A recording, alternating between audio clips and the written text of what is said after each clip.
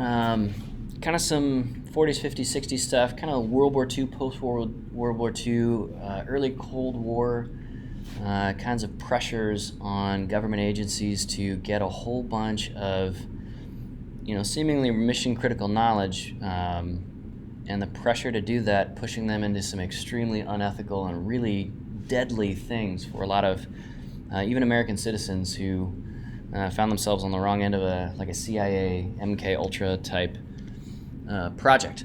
And it's important to recognize that these were official, top secret, but official, and later declassified in the 2010s. These were official efforts. A lot of eyes saw the plans to do these things and said, yeah, no, that's okay. Go ahead and do this research and incur the costs that are involved with that. I mean, injecting our own GIs with radioactive materials, not for medical purposes, but for weapons research purposes. In the comic books, we get superheroes out of that. Here, we just get lives and families destroyed. So this is a thing.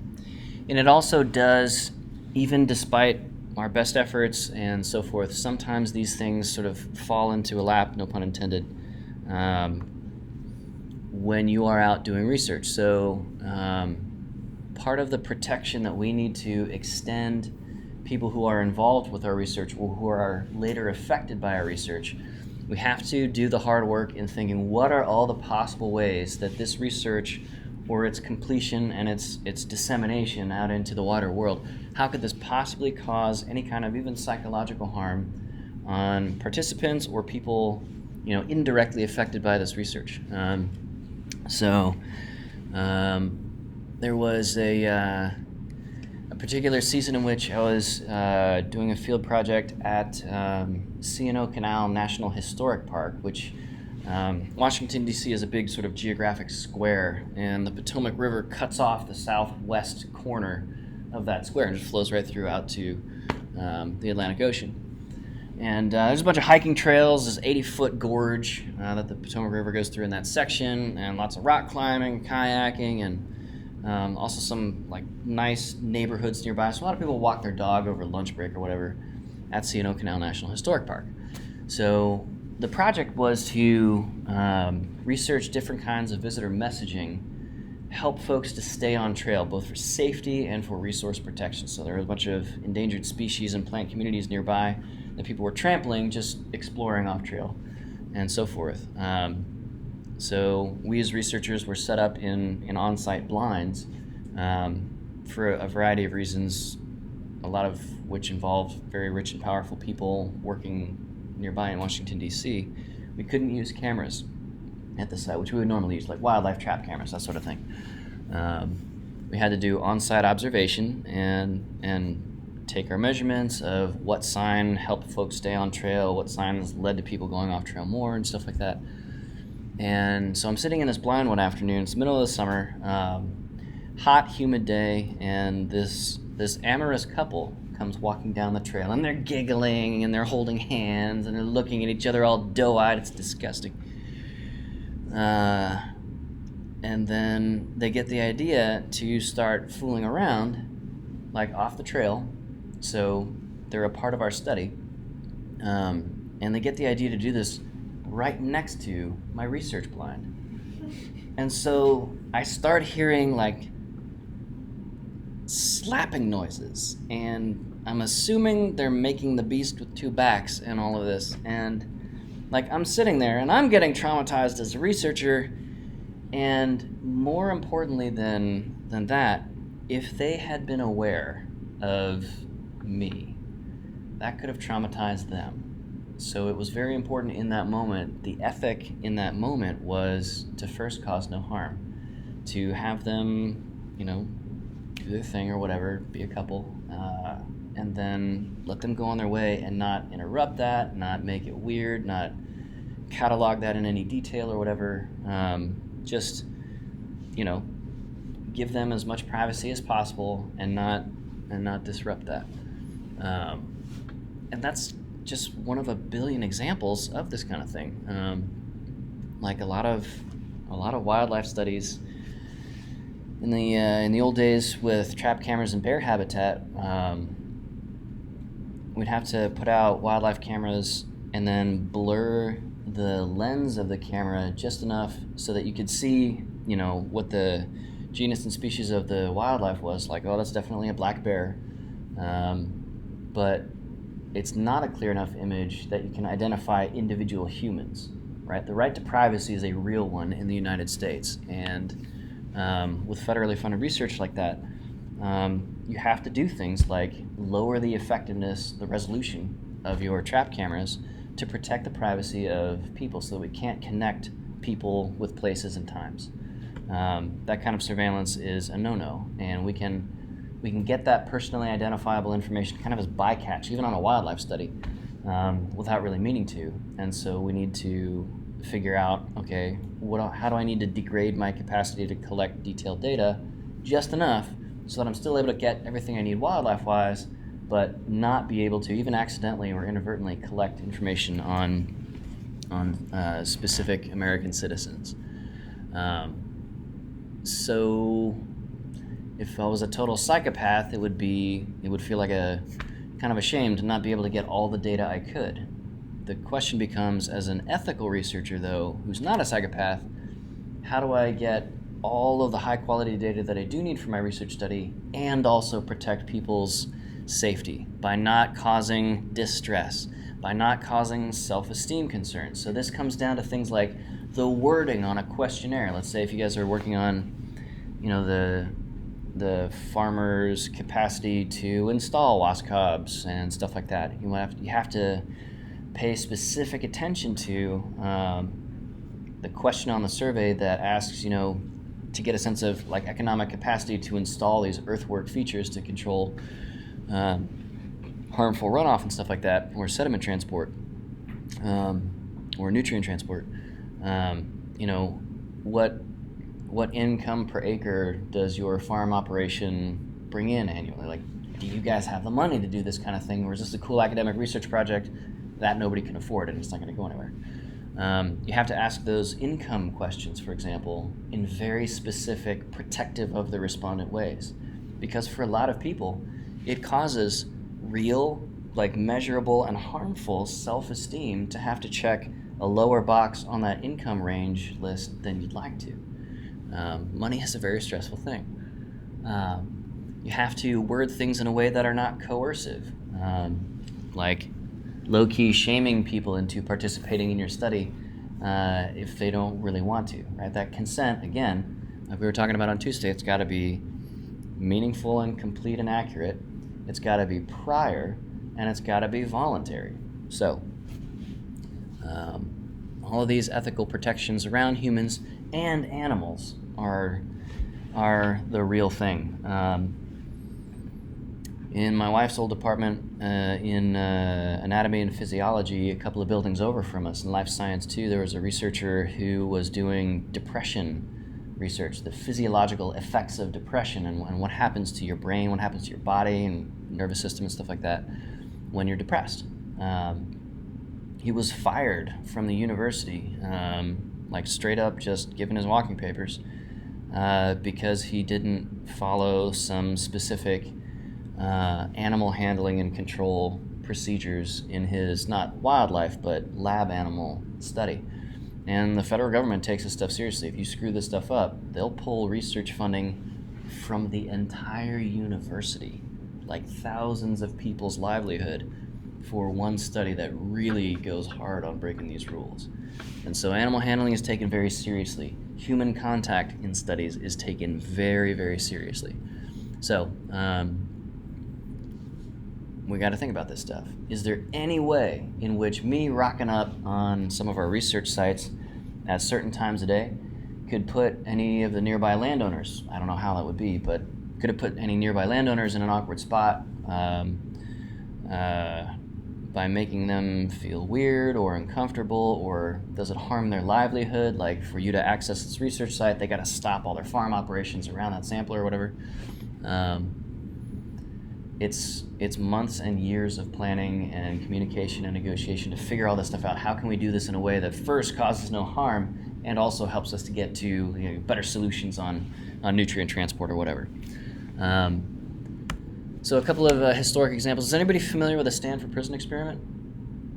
Okay, what do you guys know or remember about the Stanford Prison Experiment? They let the prisoners just kind of do whatever they wanted. Like, made them as a couple of them as guards. Yep. And then they got to free reign on whatever they wanted, right? Yeah, and so the guards, classmates of the prisoners, holed up down in there's a basement hallway of an academic building, which is already a pretty oppressive place, big cinder block structure, poured concrete, no windows, stuff like that. The prisoners were given numbers instead of names and only referred to in that way, and the dehumanizing control systems that prisons use to keep prisoners kind of subdued started causing psychological breakdowns, and the experiment had to be called off more than 50% early because this was genuinely traumatizing to some of the student participants, and that's not okay, right? Some psychology professor got a cool idea to run this experiment to answer questions like how do people and organizations like Nazis or fascists exert state-level control? How do they get regular people to do things like execute millions and millions of peoples? Jewish folks, Catholics, homosexuals, a lot of folks, political opponents, went into concentration camps and never came out. And this was a real important and open question in the 1960s. So this Stanley Milgram guy had a collaborator, somebody who's in on the experimental design, basically strapped to an imitation electric chair with electrodes and all wired up. And then they would get random volunteers off of the street, and another collaborator would sort of goad the random volunteer off the street to crank up the voltage and shock the person wired up with the electrodes with increasing current and voltage to the point of that person blacking out. And the dial was labeled with lethal voltage. And the experiment was successful in the sense of, how do you coerce people to do things? You kind of browbeat them. You wear official garb. You carry the clipboard and issue orders and talk like you mean it. But it caused extreme emotional duress in these volunteers. Now, the collaborator wired up with electrodes, they weren't actually being shocked. They weren't actually killed. They weren't harmed in any way. But it sure caused a lot of psychological trauma, which can take years to unwind. And that person may never be the same. So in order to answer somebody's curious research question, like permanently harming a lot of people, a lot of volunteers who willingly gave of their time, but in an uninformed, non-consensual way, yeah, that's a huge problem. And so the federal government now restricts this kind of thing very, very particularly. That Milgram experiment used deception. They were lying to participants and saying, hey, this person wired up with electrodes is really getting hurt. They weren't really, but the participants were deceived and thereby traumatized into thinking, oh my God, I might have killed somebody by turning this dial and pressing this button on higher voltage as far as I understand it. So the use of deception is at times justified in order to not bias someone's behavioral response in a study, but it has to be very, very carefully approved and oversighted throughout the design process, and if anything goes wrong with that, then the researcher is on the hook. They are responsible for that. So deception is a serious issue. It is never the first move, but it is a thing. So, as you know, school shootings, campus shootings are a real serious issue in the past 20 or so years, kind of starting with Columbine in terms of moving occasional gun accidents that happen to be on school campuses in the direction of mass killing incidents. I was a student at Virginia Tech when those 30 plus people were killed. This is a big deal. But in 1973, Washington State University had an experiment where they had a simulated shooting where someone with an apparent gunshot wound was sprawled out basically on like the campus quad, let's say in front of Feiner Hall. And they wanted to see how long it took bystanders to intervene in that case. And in some cases, the bystander effect was strong enough where, like the person definitely would have bled out if that was a real gunshot wound. And this leads to commentary and important, powerful insights on things like socially acceptable response bias. People, when they're talking with you and you are wielding the authority of wearing SIU logo wear as an official employee or apparatus of the university, if you're wearing some kind of a uniform, folks will tailor their responses to that perceived power differential. And you can coerce people into doing things or responding in certain ways. And so deception of, saying or representing yourself as not an apparatus of the university and asking about how people feel about the university, for example, or deceiving people into thinking that a shooting tragedy had happened and seeing what happens in terms of their responses. Like, people are going to respond very differently if they understand that this is a simulated shooting versus a real one. Huge difference in responses. And deception in that case was used to try and get at how do people really respond in these situations. But that also traumatized a lot of people who maybe felt, intense, traumatic levels of guilt of, man, I saw somebody and I'm pretty sure they were dead, but I was late to class, and so I kept on going. I believed somebody else would call, and nobody else called for emergency services. So this is a thing. Covert observation is another big one. If you are on public land versus private land, the regulation is really pretty different. There's an expectation of privacy on private land, and there is on public lands an expectation of privacy as well. That couple that was making out right next to me while I'm sitting awkwardly in the blind trying to look anywhere but there, they had some reasonable expectation of privacy because they had stepped off of a public path in a public national park.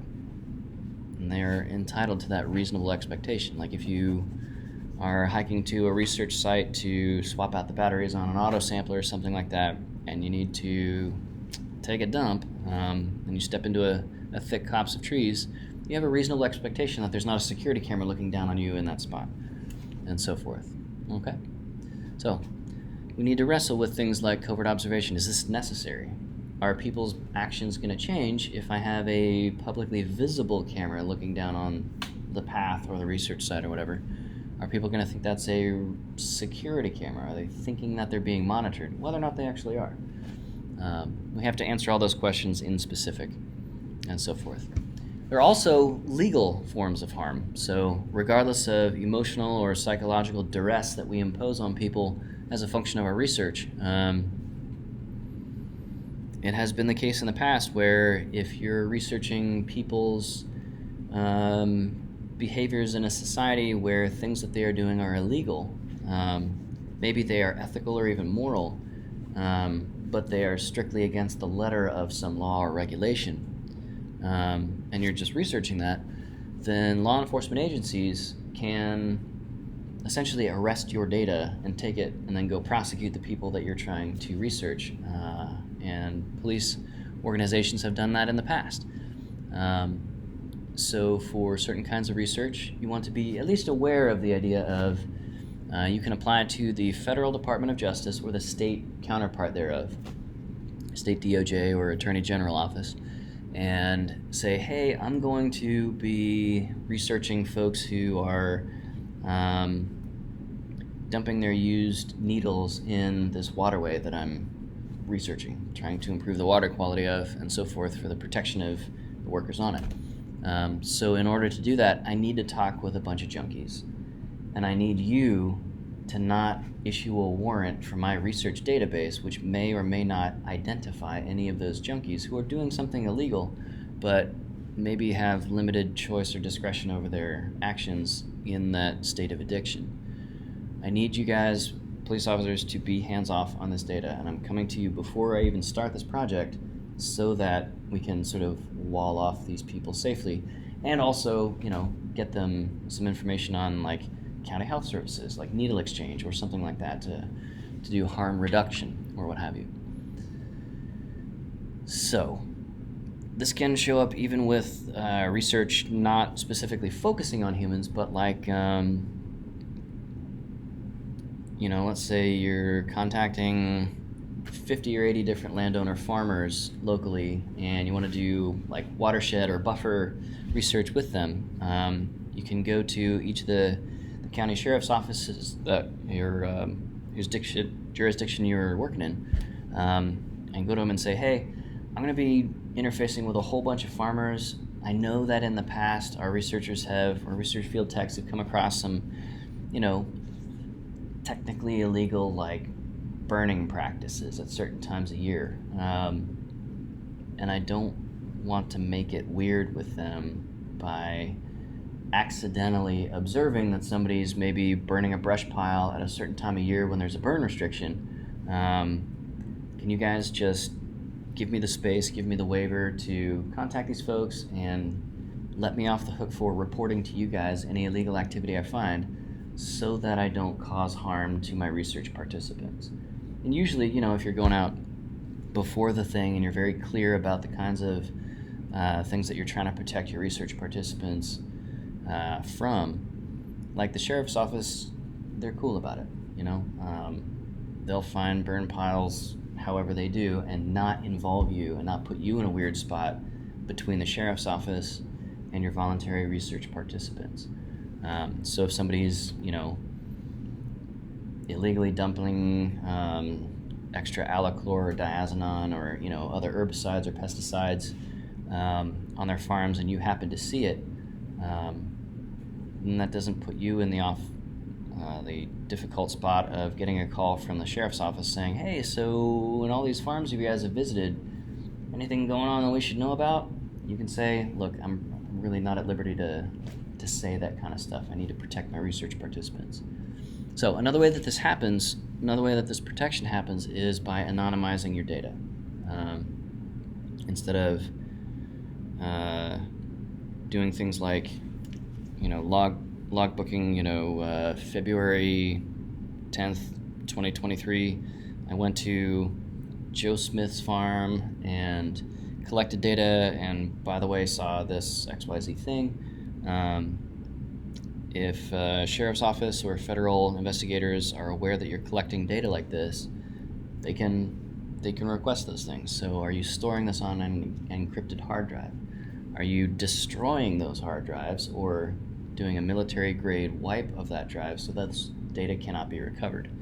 And stuff like that. Are you recording Farmer Joe's place, or are you recording research participant number 6? And the number is anonymous. But things like GPS coordinates, not anonymous, right? We can plot that and figure out who owns that land. Things like cell phone records, not anonymous. So you got to think about what kind of data am I leaking potentially that law enforcement agencies might be interested in. This is rare in forestry, but if you run across a tree poaching site on the Shawnee National Forest while you're doing research there, do you report that? You can come up against these questions and not have expected to come up against them. All right, one way in which legal harm happened as a function of research, one example, is the tea room trade study. This guy, Laud Humphreys, this is a super burly thing to do. So back in the 1970s, it was illegal to be gay in a lot of places, and certainly to enjoy homosexual encounters for people of that proclivity. And so there was this subculture of meeting up in public restrooms at parks at night, like city parks, state parks, stuff like that. And two folks would be sort of hooking up in one of the bathroom stalls. Doesn't sound like a particularly hygienic encounter, but I don't know, one does what one must, I guess. I don't And then a third party called the Watch Queen would stand at the doorway of these like public restrooms and parks and kind of keep an eye out for the night security of the park. And if they saw a flashlight walking in the direction, they'd give the high sign to the dudes going at it, and everybody would run off into the night and be anonymous. Lord Humphreys, though, wanted to do research on this whole thing. So the tea rooms were these public bathrooms. Lord Humphreys volunteered as a covert researcher, using deception about his role in all of this. Volunteered to be the Watch Queen for men hooking up with men in these public spots at night. And then he would follow them back to their cars and record their license plates. And then back when you could go do this for free, he would go look up at like the DMV and connect the license plates of these guys who were, in almost all cases, because this was an illegal thing in the 60s and 70s in most states, he'd connect these men doing these things who were employed. Many of them had heterosexual families, and he would contact them and say, "Hey, so I was just noticing that you were, blowing some dude 2 weeks ago at this public park. I was just wondering if you could fill out this health survey. Like, do you have any weird diseases or anything like that?" And contact them confidentially, like not contacting their families or whatever, but putting those men in a super, super awkward spot that they never consented to. And beyond the duress, like the stress of being confronted with that as somebody who has to live in hiding with those decisions and behaviors, like a lot of these guys, they could go to jail if Lord Humphreys turned over this information, or if the police requested, like subpoenaed it from him under warrant or whatever. And it was a huge, huge, scary thing for those guys. So we gotta do stuff like that these days. And yeah, social currents have changed. Like gay pride is a thing now in a way that it could not have been back then. But whatever. As researchers, we don't get to do stuff like this for reasons of Lord Humphreys and others like him ruining it for us. All right, so let's talk about anonymity versus confidentiality. Anonymity is removing all personally identifiable information, all means of connecting data with people, with individuals. That's not possible these days. In the era of big data and everything being geotagged and logged on some computer somewhere, anonymity is not possible anymore. Confidentiality is making sure that access to personally identifiable information is strictly privileged. Again, it's on an encrypted hard drive behind a secure password, not like 12345 or a secret as the password. A banking level secure password. And that hard drive is stored in a locked room so that it cannot get lost. Like, there is affirmative control of where that information lives at all times. So you need to do the homework to the extent that you need to have any confidentiality in your data on any of your studies. And this applies to biological and geographic data, as well as personal ethnographic or demographic information of people, like bank accounts and socioeconomic status. It's also things like the publicly accessible databases of state champion trees. So for each species of tree in Illinois, there is a largest individual known organism of that species. And when you go to the website to go look up where these are, so you can go, take a look at them and go hug that tree or take a photo with it. A lot of people like to do that sort of thing. The GPS coordinates of those are fuzzed by plus or minus 1 mile in each direction. So there's kind of a 1 mile radius circle around the actual coordinate where that thing could be listed as being up to a mile away, so that you can't just go there with your big bar chainsaw at night and cut down the state champion tree, because some assholes will do stuff like that. So you have to at least fuzz data like that when it has GPS coordinates involved. And there's some, potentially economically valuable resource at stake. For endangered species, don't publish the habitat range of an endangered species because some asshole poacher is gonna try and go get the last one. Gotta catch them all, Pokemon style, while there are only a few left. And this has been a thing in the past, right? So putting up a sign saying, hey, this area is protected because of this endangered species right at the base of this sign, people will go trample that spot to go read the sign and kill the endangered, So this is a thing. We are protecting our research subjects, human, otherwise, living or non-living. Things like petroglyphs are not GPSed for this reason, or that those data are not publicly available. Because sometimes folks want to destroy the thing, sometimes folks are just curious about the thing, and in their efforts to go love and appreciate the thing, they go trample it and destroy it. When I do projects with the National Park Service, I have to sign all kinds of paperwork and certifications and provide explanations of how I'm doing data security for GIS layers so that I can even look at printouts of them. Things like Native American burial sites, things like petroglyph sites or cave openings are very, very sensitive ecologically, right?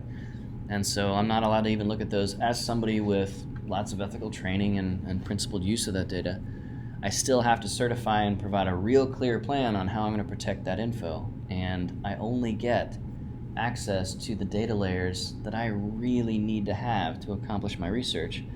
And it's understood that they're not trying to insult me or make my life difficult by withholding access to other data layers. It's just, every additional person that has access to those, including graduate students, research field technicians, every additional person is another person that might get hacked, another person that might lose their unlocked phone and access to all this stuff remotely through a Files app, something like that.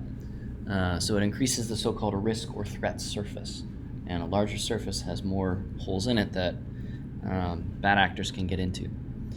Okay, so confidentiality, protecting your data sources from bad actors like hackers, and then also good actors like police organizations or federal investigators, stuff like that. That can be a thing as well. So Kinsey was a researcher, one of the early sexologists, and now it's fine to be a sexologist, but back in the 60s and 70s, again, even doing research about sex in our more puritanical culture of the 50s and 60s and 70s was kind of weird and a no-no, at least publicly, socially speaking. But Kinsey went ahead and helped sort of pave the way to do some of that stuff, and the FBI wanted access to Kinsey's records to get after some folks who had provided very personal information and data in this sex study. Kinsey was dragged into court and refused to give access to that information. He said, "You're going to have to throw me in prison." And eventually the FBI, after dragging him and dragging that whole set of folks pretty hard for a while, they were like, "Okay, fine. We understand now that this is for research purposes, and if we're going to catch folks that are doing things that are illegal, like homosexuality or bisexuality back then, we're going to have to do it the old-fashioned way and find them on our own." But that was a big deal. That was a scary thing to have to go through, but the ethical way to go about going through it, refusing to hand over that information to protect study participants. So, again, these days, we give away our personal information to everybody without even thinking about it. Popular web pages will have anywhere from 2 to 8 or 9 or 10 dozen different information brokers mining your information out of that web page. So when you go read a news article or check up on the Kardashians and their latest filling injections and stuff like that, a lot of our information, more than 100 variables every time you load a web page, get archived and attached to your identity and so forth, and sold across all of these companies. Facebook is a nearly $1 trillion organization based on the value of that personally identifiable information, stuff that we can collect or they can collect and so forth. That is really, really valuable stuff. Google's the same way. 15 years ago, Google had to dumb down their search results because they were too good at predicting what people were going to type next. Eric Schmidt, the CEO at the time, boasted that in the mid-2000s, Google already knew more about its users than the users knew about themselves. And that was a true statement. And it was horrifying. And then everybody forgot and went on using Google Ad services and so forth and their free search. So in this way, yeah, folks are giving away a lot of this information now, but we as researchers, because we are collecting much more intimate, high-grade information out of folks by on-site observing practices of what folks are doing on their farms, by running across illegal hunting, trapping, and poaching efforts on wildlife research sites and so forth, we're getting access to information that Facebook will never ever have, hopefully, and so forth, or Meta these days. So, yeah. So that's tough. That's interesting. It's different. You never quite know what you're going to run across, whether it's flooded roadways, getting to research sites, or people having sex right next to you in the woods and not aware of you, or, anything in between. There need to be, and fortunately there are, some good protections for you, some good things that you can do and access if you need them. So, in kind of a Venn diagram way, let's talk about how your research team is an ethical layer of protection around you. If there's anything that feels weird to you about your work, or some, unexpected, bizarre thing, people having sex next to you, comes up in the course of your research, you're not on the hook to figure out what to do on your own. Rely on your research group. Okay, so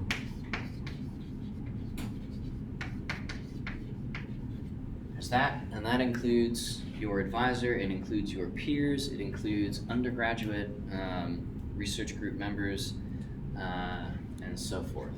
Okay. Outside of that, you've got your graduate committee. Each one of you has a team of at least 3 people, and at least one of those 3 people has to be somebody outside of our program or department, so that if there's anything sort of weird and sort of mentally inbred going on inside the department, there's some third party like, why are these forestry professors doing sketchy stuff? We don't do that like this in my department. Hey, graduate student, this isn't right, this isn't okay. So that's an explicit protection built in for you, that external committee member. Okay? So that there's not too much groupthink holding you tightly in place. Out beyond that, we've got an impartial, dispassionate panel, the Human Subjects Committee. Aya Cook.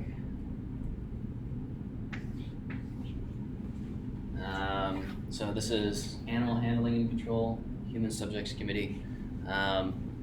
They're going to get a real close look at, according to which is appropriate, your research protocols, and those protocols need to explicitly say specific things. Like, this is how we're going to protect our respondents' privacy. This is what we're going to do when we run across somebody doing something illegal in our fieldwork, and so on and so forth. And a lot of that these days is kind of boilerplatey, like, the ways that we protect people are going to be pretty much the same in one study and the next study. So you can kind of copy paste it, and your advisor probably has a lot of that stuff. But when you have to get those applications out, you need to get them out. Human Subjects Committee, Animal Control, those are both institutional review boards as far as the federal government is concerned. Those are the 2 forms of institutional review at SIU. And all federally funded studies have to go through one or both of those. And if it's a federally funded study, it also has to get okayed by folks at the agency side. So that's Office of Management and Budget, Department of Health and Human Services, National Institutes of Health. They're seeing a lot of studies like yours, like anybody else's, across all of the different research federally funded universities and so forth, okay? So you got a whole bunch of different layers. So OMB, DHHS, they all have like whistleblower things. Like what happens if Schoonover says, all right, when you're out there next week, I want you to install this meth lab out of one of our sampling sites or whatever. And you're like, wait a minute, that's not what I signed up for. And he's like, well, do it or you're fired. You have all of these layers to access. And one that's not even on this list, but out there with sort of the federal oversight, whatever professional societies that you have, hopefully have your student membership with already as a graduate student, because that's way cheaper than professional memberships. Join all the professional societies you can, like now, right now. They typically all have groups of researchers who are really interested in making sure that practitioners in your shared field are ethical, right? One person can ruin it for a lot of people. Like we talked about that Andrew Wakefield study of falsifying like the vaccines cause autism kind of a thing. We all see how that went over the past couple of years with COVID-19 and anti-vaxxers freaking out over studies with faked data from some years before. Oh God, that was terrible. So, professional societies as well.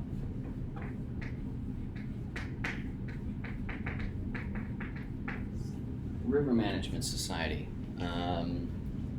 Any of the gazillion wildlife researcher professional societies. The George Wright Society, for me, that specifically focuses on national park employees and researchers and so forth. There's a billion of them, and they're awesome. And they have these resources for you because they are needed. Unfortunately, some folks will, because research is a bit of a pressure cooker. Some people put themselves, and accidentally or on purpose, will put grad students in a tough spot. But you don't have to stay there. You're not on the hook to figure it out and fix the whole thing. Okay, that's very, very important. If anybody ever asks you to do something, or tells you to do something, or sets you up, puts a situation around you that pushes you in an uncomfortable direction, do not feel like you have to go along with that. You really don't. So, specifically, the Human Subjects Committee, they'll ask you how much burden is your survey or interview or weird Nazi experiment recreation, like how much time is that going to take? And how many people? And what's those two numbers multiplied together? What's the total burden, as it's called? What is the specific contact protocol? What word for word are you going to ask people? What are you going to tell people word for word? They want that all scripted out beforehand. And if you don't know what you're going to say, you're going to have to find out before. If you do need to blow the whistle, then do it. The earlier the better. If anything feels weird, ask good clarifying questions. It may be that you just don't understand. Something that seems a little bit weird is actually okay once you really sort of understand everything that's going on and that you are being ethical and protective of your research participants and stuff like that. But usually all the stuff is so painstakingly laid out and careful and ethical beforehand, it's not weird. But if you do really have to blow the whistle, here are some specific things to do. Understand that, yeah, it's going to make things weird. But you know what? This is the right thing to do. Better to make it a little bit weird and maybe even have to change research groups. My wife had to do this, unfortunately. She changed research groups. She no longer works in LS2. She's working with much more ethical folks now here in ag and in microbiology. And it definitely cost her a year of time to separate from those research groups, to go to the grad school and say, hey, there's some super sketchy bad things happening. Here's a list of them. What do I do now? The grad school didn't punish her for that, but it did take about a year to find a whole new set of faculty willing to help her and able to help her. And now she's, finishing up her dissertation and stuff like that. But understand that this is a costly thing, that's a really good cost. Like if you need to shed some light on something that is sketchy AF, as the youth these days say, somewhere on campus, do it. Like if you're feeling weird about something, probably somebody else is too. You're not going to be alone in this process, although everyone's identity is very, very carefully protected throughout this process. There are so many layers of protection here. It's awesome. But follow through and do the thing. It's the right thing to do. Otherwise, other people can get hurt and it just grows like cancer. Okay, so be brave. Do the right thing. Unless you are not getting traction for some bizarre reason, like if everything else is failing you, go to the press. But the press is not under any commitment to protect your identity. And people's careers have been ruined for trying to do the right thing, but in a public arena. All right? Like the federal government is pretty interested these days in getting things right. The university is pretty interested in getting things right. And yeah, things sometimes still go wrong. People do horrible, shitty things to each other. And my wife got on the business end of that. And so forth. One more person that you can talk with is called an ombudsman or ombudsperson. That is a person whose whole job is to receive whistleblower reports, and the university has one. Every university does. And that person changes every couple of years, whatever, but yeah, that is one person that my wife went to, and that person was able to help protect her and connect us with a whole bunch of folks across campus, like the university's legal counsel and like therapy and counseling. It's a very important resource. This can be a very stressful thing, so we want to be protective of somebody blowing the whistle and so forth. And that person was super cool about the whole thing. Like, if somebody is stressing you out on your committee, asking you to do some weird stuff, it's this person's job to be a lot safer than that sketchy person. All right, so don't be afraid. We had a very positive experience in this regard. So that's a good thing. It wasn't perfect. It took way longer than it should have, and some of the problematic people are still in problematic spots across campus in LS2 doing problematic things. But we got out of that, and we got some sunlight on it, and now it's like officially on record as well. So, and my wife was protected very carefully throughout the whole process, which was good. So, tough decisions you might. Now we'll stop it right there. It is 10 till. We're good. As we're packing up, any questions about this stuff? Does everybody have your graduate committee so far? As we're packing up, good to go. All right, cool. So that's an important protective measure for you. Those folks are there not to make your life harder, but to help answer the tricky questions.